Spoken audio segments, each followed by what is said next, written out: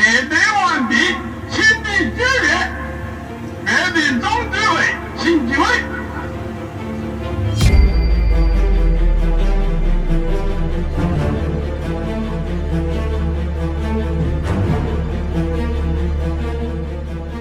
Tiongkok, sebelum menjadi kekuatan ekonomi dunia seperti sekarang, pernah berada di titik yang jauh lebih rendah, bahkan lebih miskin dari Indonesia di akhir tahun 70-an. Negeri itu berdiri di atas reruntuhan kebijakan yang gagal. Puluhan juta rakyat hidup dalam kemiskinan ekstrem, desa-desa terisolasi, dan pabrik-pabrik berhenti berasap. Tanah yang luas dan tenaga kerja yang berlimpah seolah tidak berarti apa-apa tanpa arah yang jelas. Negara besar itu kehilangan daya hidupnya, tanpa tujuan dan tanpa harapan.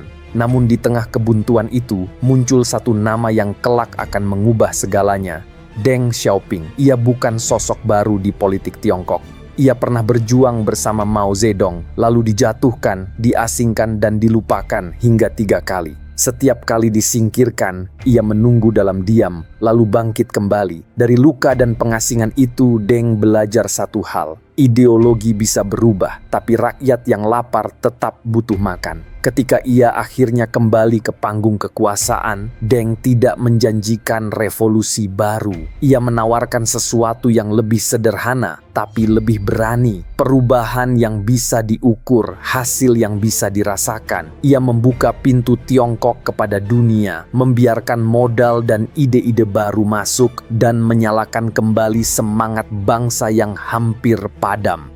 Dari tangan seorang pragmatis inilah, negara yang dulu kelaparan berubah menjadi raksasa ekonomi dunia.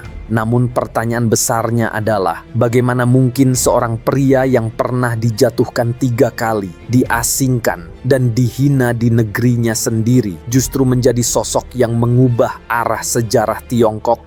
Bagaimana seseorang yang lahir di desa kecil di Sichuan bisa membangun ekonomi terbesar kedua di dunia? Bukan dengan perang, melainkan dengan kekuatan pikiran dan pragmatisme.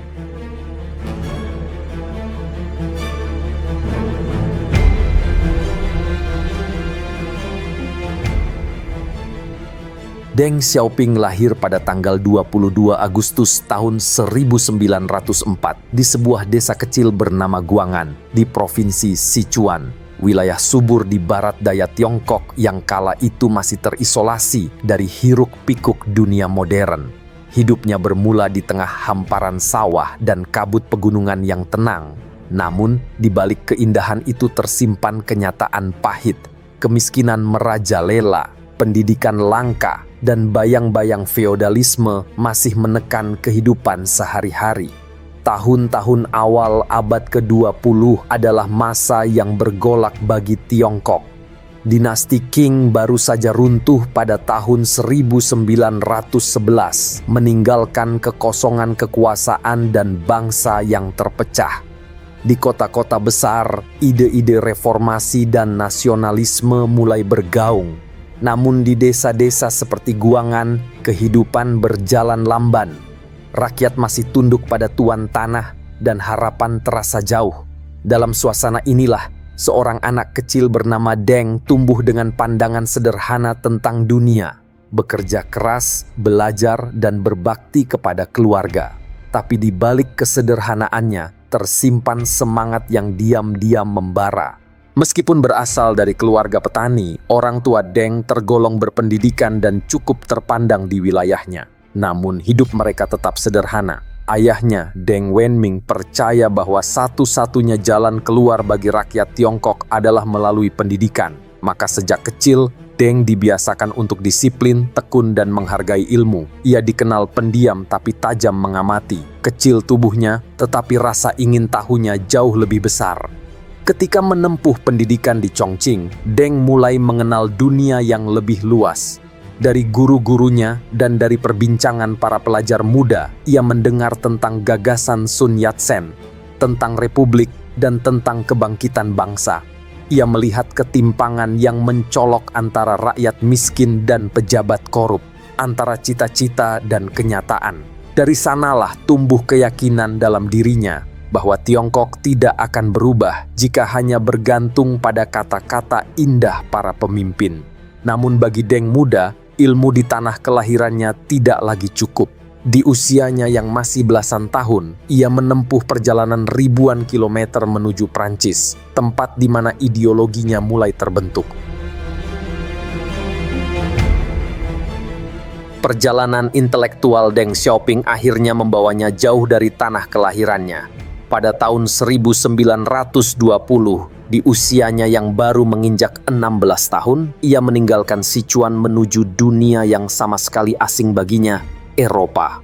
Deng termasuk salah satu dari ribuan pelajar muda Tiongkok yang mengikuti program kerja dan belajar di luar negeri atau Fagong Jianshui, sebuah inisiatif ambisius untuk membentuk generasi baru yang mampu membangun kembali negeri yang porak-poranda setelah kejatuhan dinasti.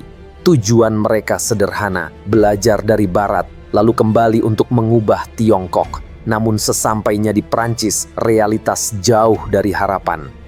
Deng kecil yang dulu bersekolah dengan rapi, kini harus bekerja di pabrik, membersihkan mesin, mencuci piring, bahkan menjadi buruh magang demi sesuap roti. Ia tinggal di kamar sempit bersama rekan-rekan senasibnya, hidup dengan uang pas-pasan. Terkadang hanya cukup untuk membeli roti basi. Tapi di tengah kerasnya kehidupan yang serba sulit itulah sesuatu mulai tumbuh dalam dirinya.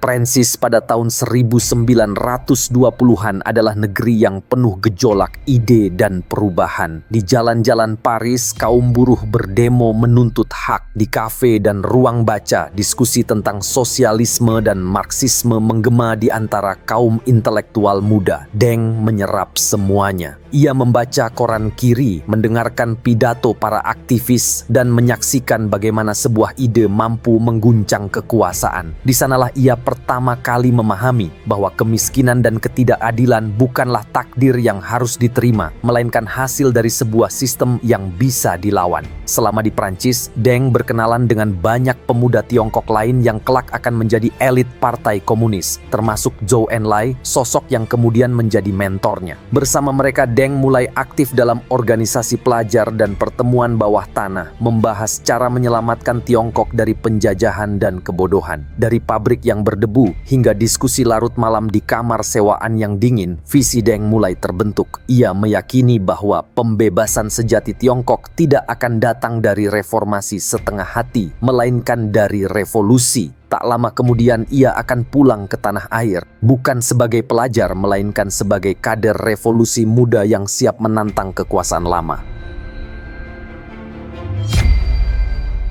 Ketika kapal yang membawanya pulang berlabuh di selatan Tiongkok pada tahun 1926, Deng Xiaoping bukan lagi pelajar miskin dari Prancis. Ia kembali sebagai seorang pemuda dengan tekad baru, membawa keyakinan bahwa hanya revolusi yang bisa menyelamatkan negerinya dari kehancuran. Saat itu Tiongkok sedang bergolak. Tentara nasionalis di bawah Chiang Kai-shek berjuang mempersatukan negara. Sementara di sisi lain, Partai Komunis Tiongkok yang baru berdiri tengah menanam benih perlawanan sosial di kalangan kaum petani dan buruh. Deng tiba di Guangzhou, pusat aktivitas revolusioner pada masa itu, dan segera bergabung secara resmi dengan Partai Komunis Tiongkok. Di usia awal 20-an, ia dipercaya menjalankan misi propaganda di pedesaan Guangxi dan Jiangxi, wilayah yang menjadi medan utama pertarungan ide dan senjata antara kaum nasionalis dan komunis. Di sana, Deng bekerja di balik layar, menulis selebaran, mengatur logistik, dan membangun jaringan perlawanan dari akar rumput. Ia jarang tampil di depan, tapi di setiap daerah yang ia datangi, organisasi rakyat tumbuh dengan cepat. Dalam suasana yang dipenuhi ketakutan dan harapan itu, Deng menunjukkan keunggulannya yang khas, disiplin, efisien, dan pragmatis. Ia bukan orator yang lantang, melainkan seorang perencana yang tenang dan sistematis. Di tengah sesama kader yang sering berselisih karena perbedaan ideologi, Deng dikenal sebagai sosok yang memilih hasil nyata di lapangan daripada perdebatan panjang di ruang rapat. Pada masa inilah ia mulai dikenal oleh Mao Zedong yang sedang membangun basis revolusioner di pedalaman Jiangxi. Pertemuan mereka kelak menjadi salah satu hubungan politik paling penting dalam sejarah Tiongkok modern. Tahun-tahun ini menjadi masa pembentukan bagi Deng, bukan hanya sebagai anggota partai, tetapi juga sebagai pemimpin lapangan yang memahami arti sebenarnya dari perjuangan. Namun ujian besar bagi ideologinya baru akan datang.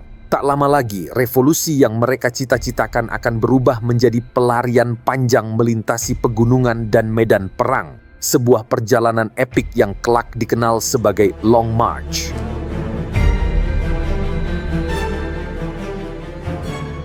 Tekanan dari pasukan nasionalis di bawah Chiang Kai-shek semakin keras. Basis-basis komunis di selatan satu persatu dihancurkan. Pada tahun 1934, para pemimpin Partai Komunis memutuskan untuk mengambil langkah paling berani dalam sejarah revolusi Tiongkok, Long March.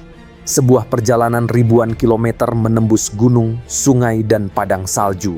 Semua demi menyelamatkan sisa kekuatan partai dari kehancuran total.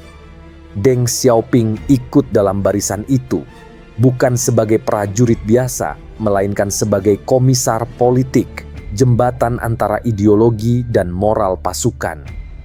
Di tengah penderitaan yang luar biasa, Deng menjaga disiplin dan organisasi tetap hidup.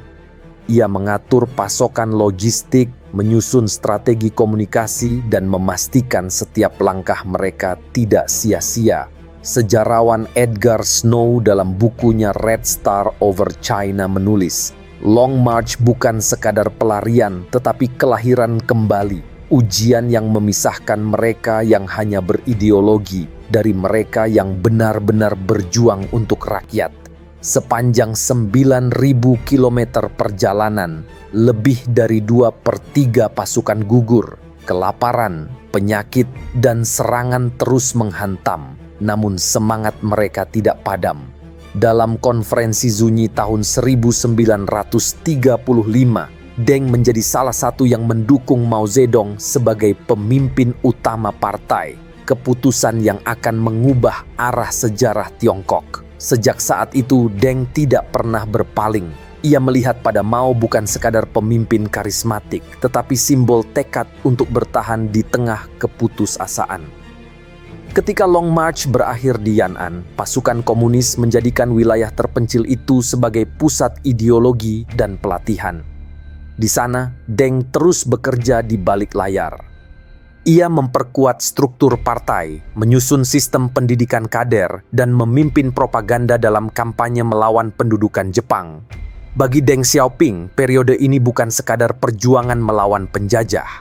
Ini adalah masa pembentukan jati diri. Dari seorang organisator menjadi pemimpin yang memahami bahwa revolusi tidak bisa bertahan tanpa ketertiban dan hasil nyata.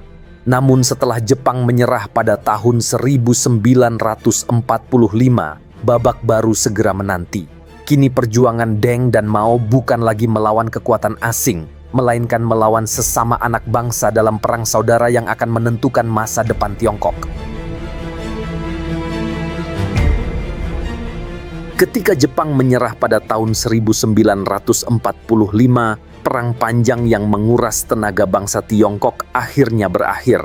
Namun kedamaian tidak pernah benar-benar datang. Dua kekuatan besar, Kuomintang di bawah Chiang Kai-shek dan Partai Komunis di bawah Mao Zedong kembali berhadapan. Kali ini bukan lagi sekadar perebutan pengaruh, melainkan pertarungan hidup dan mati untuk menentukan siapa yang akan memimpin Tiongkok di masa depan.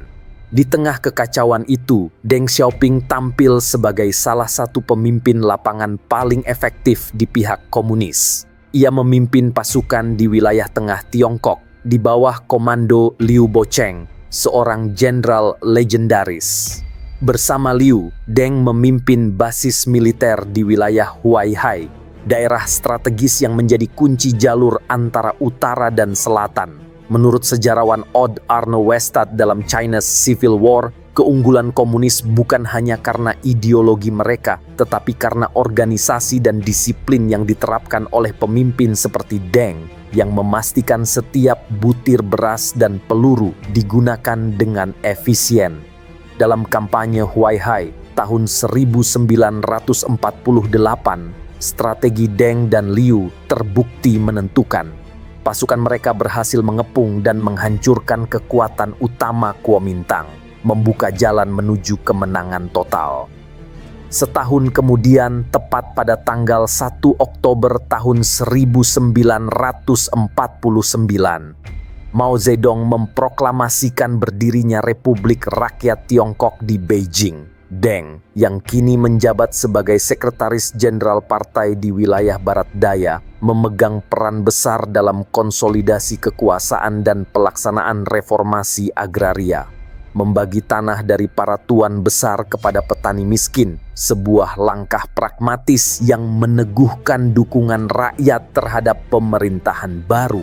Dalam waktu singkat, Deng bertransformasi dari seorang revolusioner lapangan menjadi administrator negara muda yang efektif. Ia belajar bahwa mempertahankan kemenangan tidak kalah sulit dibanding merebutnya. Namun setelah perang usai dan negeri baru berdiri, tantangan berikutnya segera muncul. Bukan lagi pertempuran di medan perang, melainkan pertempuran di dalam pemerintahan. Bagaimana membangun bangsa yang lahir dari abu revolusi.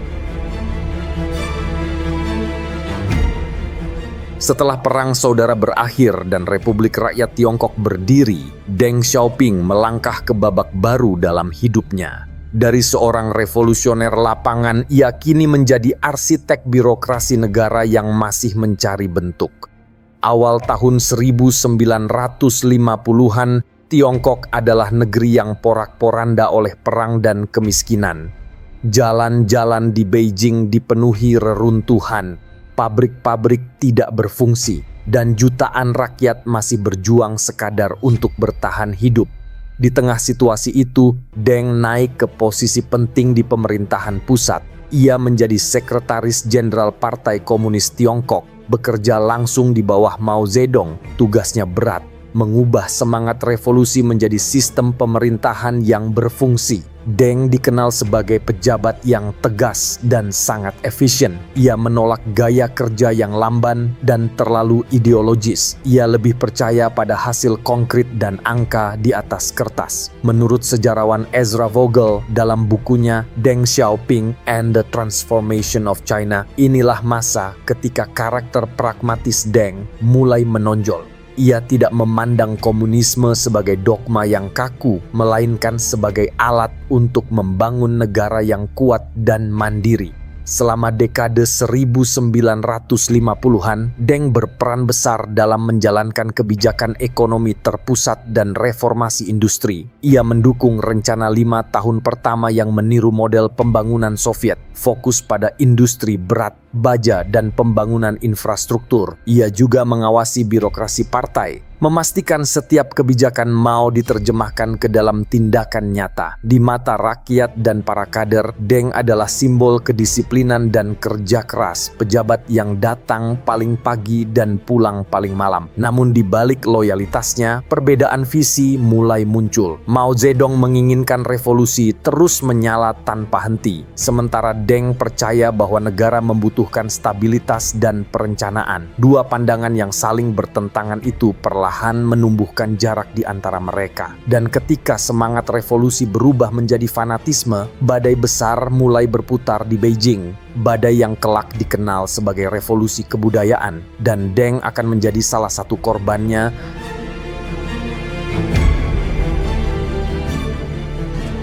Pada pertengahan tahun 1960-an, Deng Xiaoping berada di puncak karier politiknya. Ia adalah tangan kanan Mao, tokoh disiplin yang memastikan roda pemerintahan berjalan efisien. Namun di saat negeri mulai menunjukkan stabilitas, Mao justru merasa revolusi kehilangan rohnya. Ia takut kejayaan partai berubah menjadi birokrasi. Dan dari ketakutan itulah, lahirlah badai yang akan mengguncang seluruh Tiongkok. Pada tahun 1966, Mao meluncurkan apa yang disebut sebagai revolusi kebudayaan, sebuah gerakan besar untuk memurnikan ideologi partai dari pengaruh kapitalisme dan pragmatisme. Di mata Mao, para pemimpin seperti Liu Shaoqi dan Deng Xiaoping sudah terlalu rasional, terlalu fokus pada pembangunan ekonomi, dan dianggap telah meninggalkan semangat revolusioner yang sejati. Maka keduanya dijadikan sasaran utama. Kampanye politik itu berubah menjadi kekacauan sosial. Red Guards, jutaan pemuda yang digerakkan oleh idealisme dan fanatisme, menyerbu rumah pejabat, menghancurkan arsip, dan mempermalukan siapapun yang dianggap pengkhianat revolusi. Menurut sejarawan Roderick MacFarquhar dalam bukunya The Origins of the Cultural Revolution, masa ini mengubah Tiongkok menjadi panggung kekacauan politik, di mana loyalitas ditentukan bukan oleh prestasi kerja, melainkan oleh siapa yang berteriak paling keras terhadap musuh ideologis. Deng dijatuhkan dari semua jabatannya dan diasingkan ke Provinsi Jiangxi untuk menjalani rehabilitasi melalui kerja fisik. Ia menanam padi dan memperbaiki mesin di pabrik kecil, jauh dari pusat kekuasaan yang dulu ia kelola. Lebih dari sekadar kehilangan jabatan, ia juga kehilangan keluarga. Anak sulungnya, Deng Pufang, disiksa oleh Red Guards hingga lumpuh permanen. Itu adalah masa tergelap dalam hidupnya. Namun di tengah kehancuran itu, Deng bertahan dalam diam. Ia tidak membalas dengan kemarahan, hanya menunggu waktu dengan keyakinan bahwa ideologi tanpa hasil hanyalah kehampaan. Dan setelah 1 dekade penuh kekacauan, ketika Mao akhirnya wafat pada tahun 1976, perlahan cahaya baru mulai muncul. Dari pinggiran politik, Deng Xiaoping kembali, membawa pandangan yang kelak akan mengubah wajah Tiongkok untuk selamanya.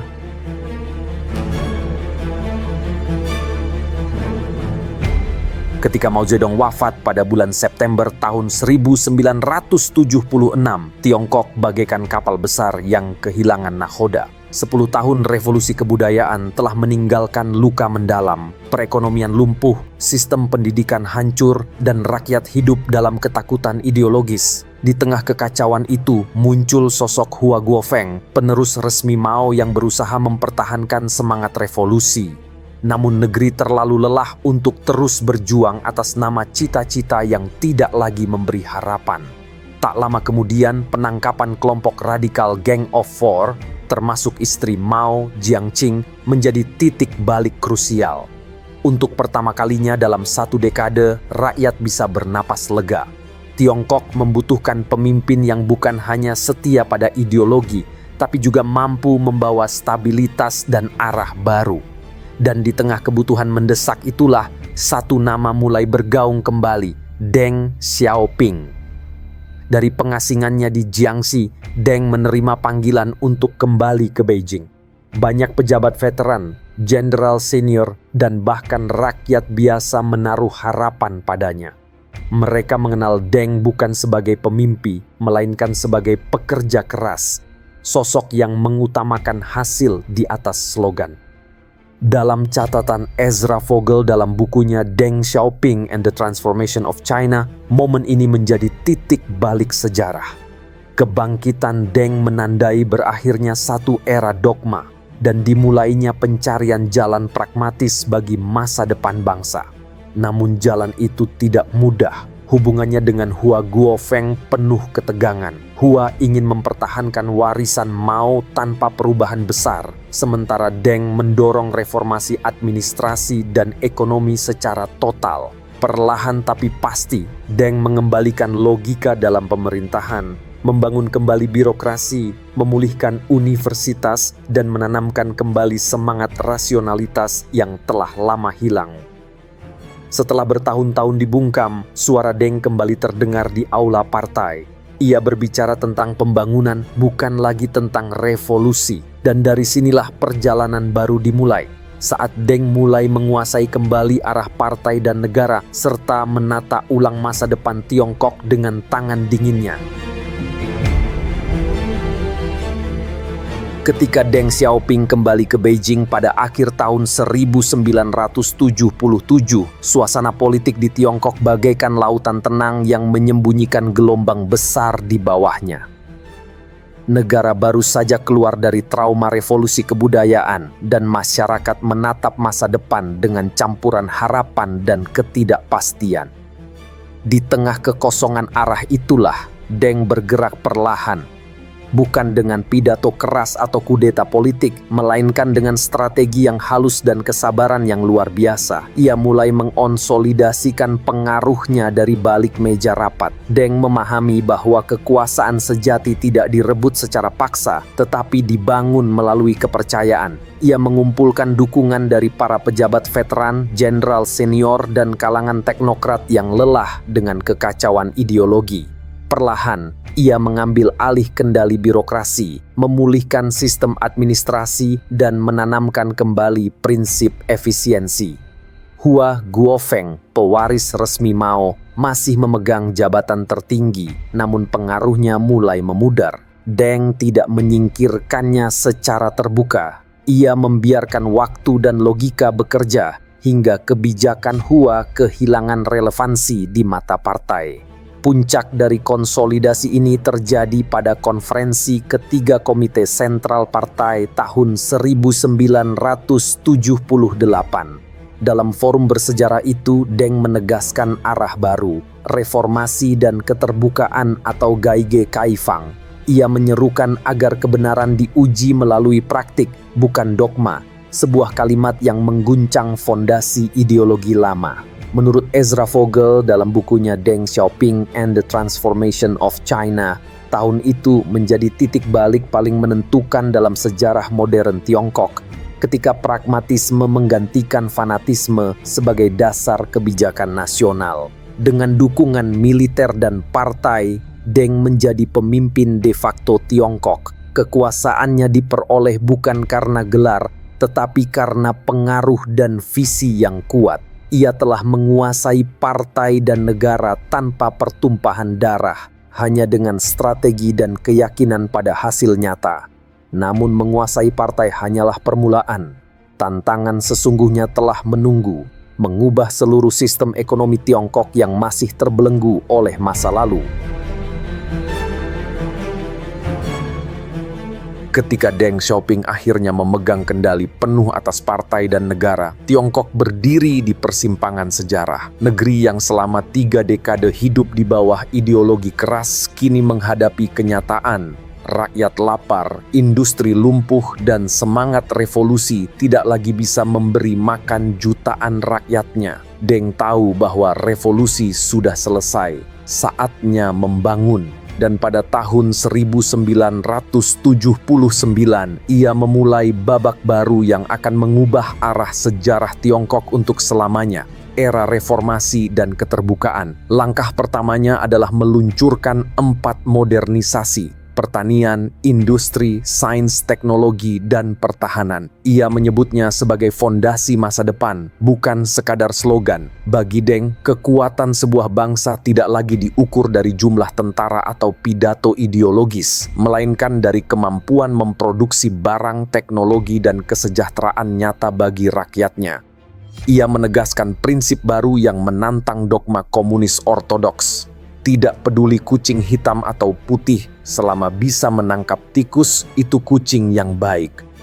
Sebuah metafora sederhana yang menandai pergeseran besar dari ideologi menuju pragmatisme ekonomi.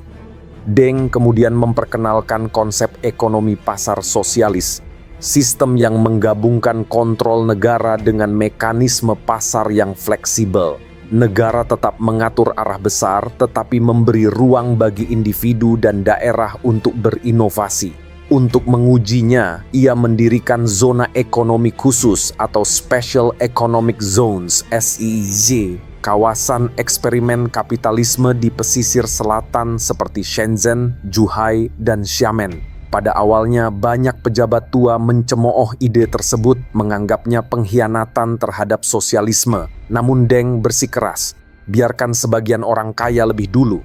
Ia tahu bahwa kemajuan harus dimulai dari titik-titik kecil, lalu menyebar ke seluruh negeri. Shenzhen menjadi bukti nyata dari keberanian itu. Dari sebuah desa nelayan kecil dalam waktu 1 dekade, kota itu berubah menjadi pusat industri modern.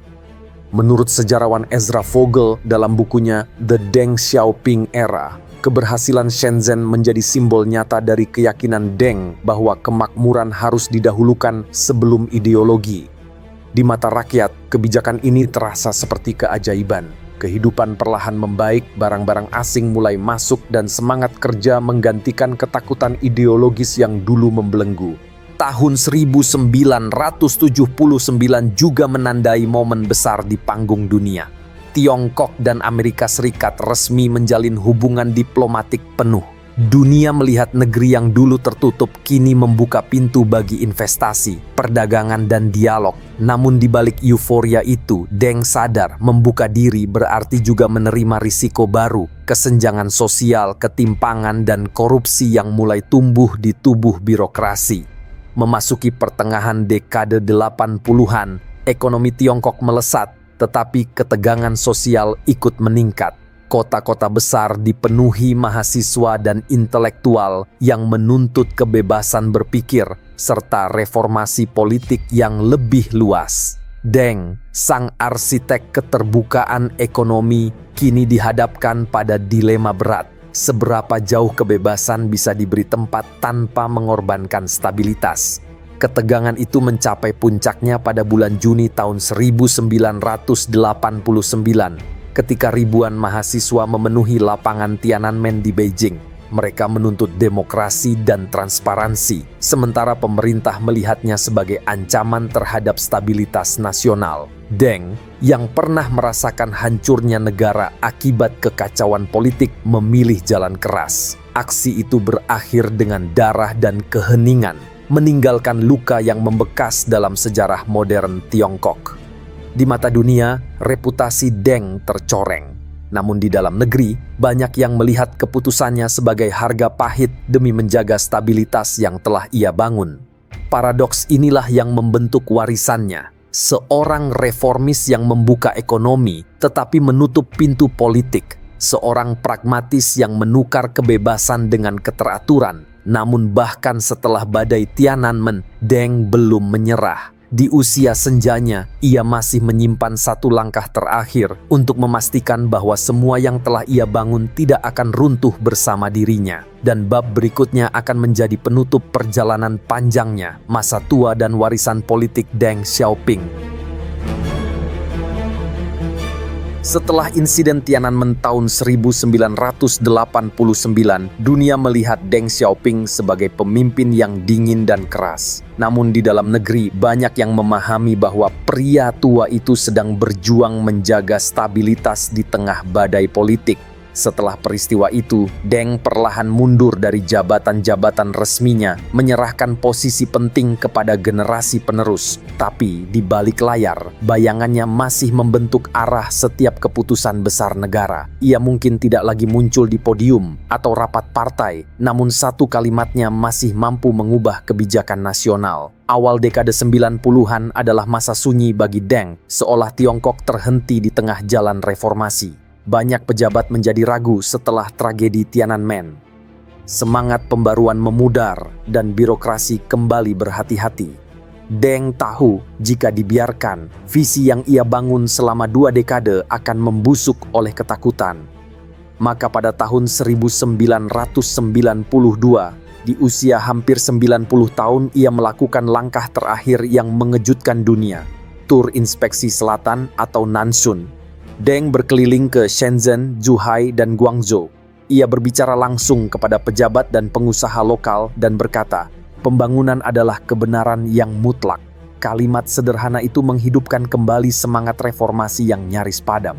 Dalam bukunya The Deng Xiaoping Era, sejarawan Ezra Vogel menulis bahwa perjalanan singkat itu menjadi langkah terakhir Deng untuk menyelamatkan visinya dari kelumpuhan birokrasi. Hasilnya pun nyata. Investasi asing kembali mengalir, pabrik-pabrik tumbuh di pesisir, dan Tiongkok perlahan menjelma menjadi pusat manufaktur dunia. Tahun-tahun berikutnya menjadi masa kontemplatif bagi Deng.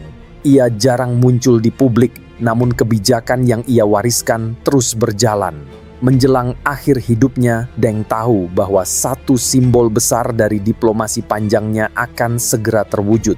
pengembalian Hong Kong dari Inggris ke Tiongkok hasil negosiasi yang telah ia mulai sejak awal dekade 80-an. Ia tidak sempat menyaksikan upacara bersejarah itu. Pada tanggal 19 Februari tahun 1997,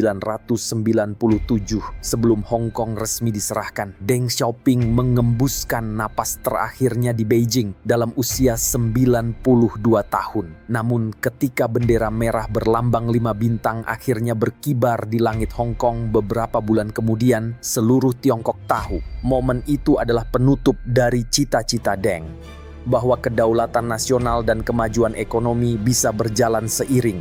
Ia memang telah tiada, tetapi warisannya tetap hidup. Gagasan bahwa hasil nyata lebih penting daripada ideologi. Dan dari pemikiran itulah lahir Tiongkok modern yang kita kenal hari ini.